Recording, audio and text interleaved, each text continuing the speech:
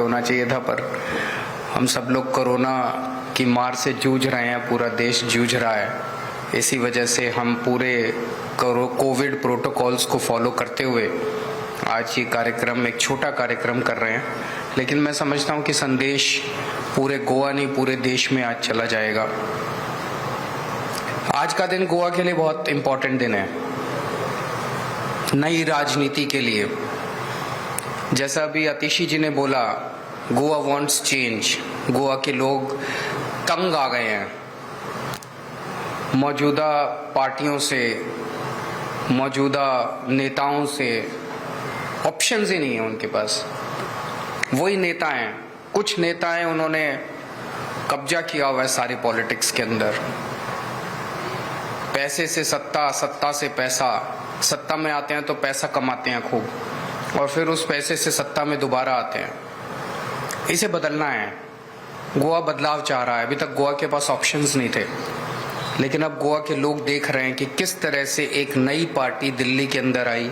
उन्होंने दिल्ली में शानदार काम किए। मुझे बड़ी खुशी होती है गोवा के, मैं इस दौरान कोने कोने में गया हूँ। कहीं कोने में चले जाइए, किसी भी गरीब से गरीब आदमी से गोवा के कोने में बात कर लीजिए, वो भी कहेगा हाँ, दिल्ली में आम आदमी पार्टी ने स्कूल और हॉस्पिटल बहुत अच्छे बनाए, बिजली फ्री कर दी। ये तीन चीजें तो, स्कूल, हॉस्पिटल, बिजली, ये तीन चीजें तो मुझे लगता है गोवा के कोने कोने में हर आदमी तक पहुंच चुकी है कि इन्होंने अच्छा काम किया। And Goa wants change. आम आदमी पार्टी एक नई पार्टी है, और इस बार बहुत सारे ऐसे कैंडिडेट्स को हम टिकट दे रहे हैं जो कि नए चेहरे हैं, कभी चुनाव नहीं लड़े। आम गोवा के लोग हैं, वो चुनाव लड़ेंगे इस बार।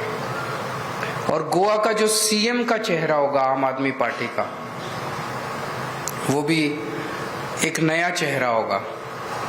हमने आपको कहा था कि हम एक ऐसा चेहरा देंगे जिसके दिल में गोवा बसता है, जिसका दिल गोवा के लिए धड़कता है, और जो गोवा के लिए अपनी जान तक देने को तैयार है। एक ऐसा शख्स जो कि गोवा के सब लोगों को साथ लेके चलेगा, चाहे वो किसी भी धर्म के हों, चाहे वो किसी भी जाति के हों, चाहे वो अमीर हों, चाहे वो गरीब हों, चाहे वो इधर रहते हो, चाहे वो इधर रहते हो, नॉर्थ गोवा के हो, चाहे साउथ गोवा के हो, चाहे वो किसी भी असेंबली में रहते हो, हर किस्म के, हर तबके के लोगों को साथ लेके चलेगा। वो ऐसा शख्स जो पढ़ा लिखा होगा, चीजों को समझेगा, उसे कोई बेवकूफ नहीं बना पाएगा, और जिसने गोवा के लिए अभी तक, ऐसा नहीं कि एक अचानक किसी को घर से उठा के ले आए और अब कहा आज से ये अब अच्छा काम करेगा।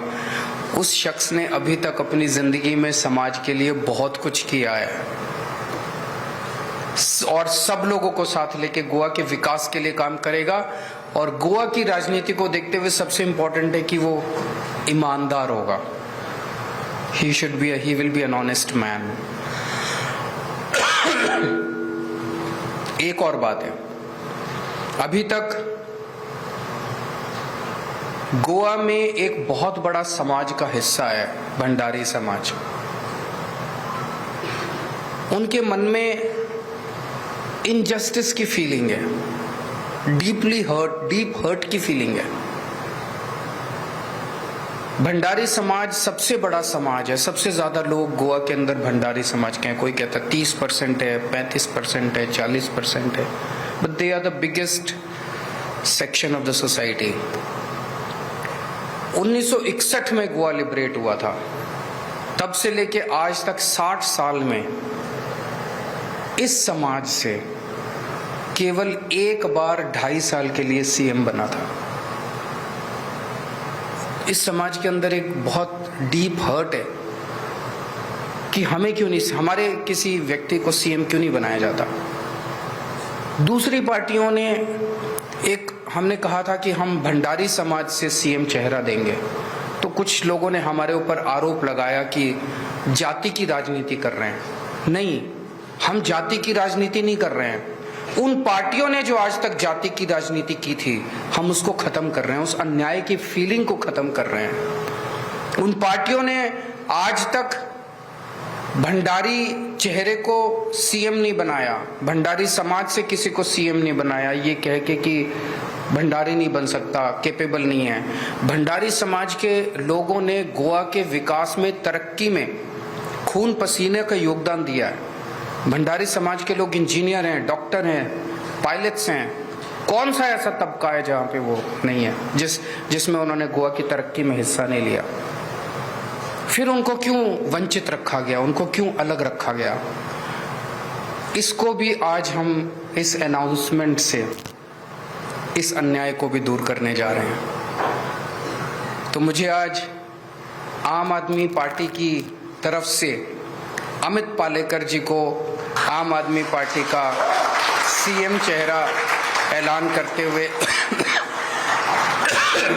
बेहद खुशी हो रही है। इन्होंने 2 मिनट ये पढ़े लिखे शख्स हैं,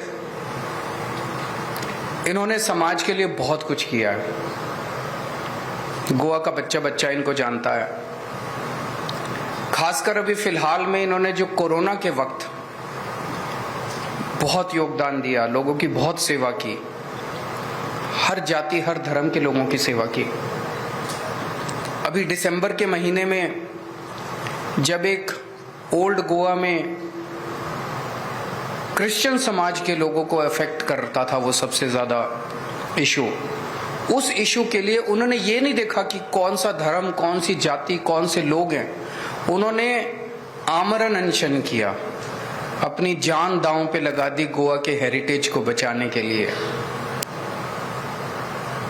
मुझे लगता है कि, और नया चेहरा है, आज तक कभी इन्होंने राजनीति नहीं की। मुझे लगता है कि इससे अच्छा गोवा को आज की तारीख में सीएम चेहरा नहीं मिल सकता। मैं उम्मीद करता हूं कि गोवा के लोग आम आदमी पार्टी को भारी बहुमत देके अमित पालेकर जी को सीएम बनाएंगे और हम सब मिलके एक नए गोवा का निर्माण करेंगे। Thank you so much and congratulations to Amit.